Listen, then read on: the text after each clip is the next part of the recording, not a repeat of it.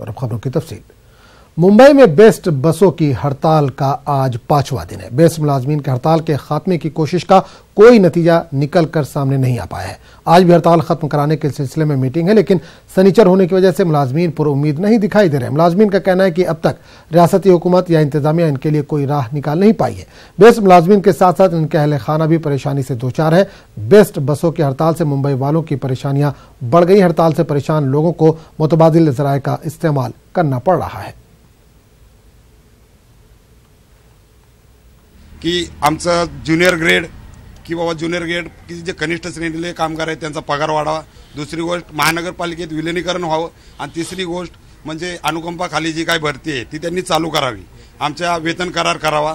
आमच्या आतापर्यंत 2 वेतन करार बाकी आहे, दुसरा सुद्धा वेतन करार आलाय, जेणेकरून त्यांनी ह्या 3-4 मागण्या आमच्या पूर्ण कराव्या। हमारे सब भाई बंधु लोग जो भी स्टाफ वाले उनके साथ मैं इतना सहकार्य करूंगा कि जो भी हमारी मांगनी है हमारी मांगनी पूरी होनी चाहिए।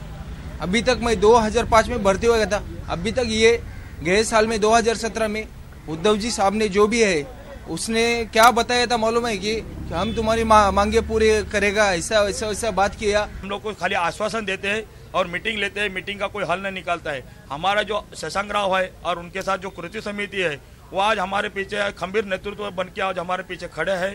लेकिन कोर्ट का यह ऐसा मानना हुआ है कि ये जो समस्या जो है बेस्ट कर्मचारी की वो बेस्ट समिति और प्रशासन उनके ऊपर उन्होंने ढकल दिया है। वो भी जिम्मेदार हाई कोर्ट भी उसके ऊपर जिम्मेदार लेने के लिए तैयार नहीं है कि और कामगार जो कोर्ट है वो भी उसको समस्या इतना ये लेने के लिए तैयार नहीं है।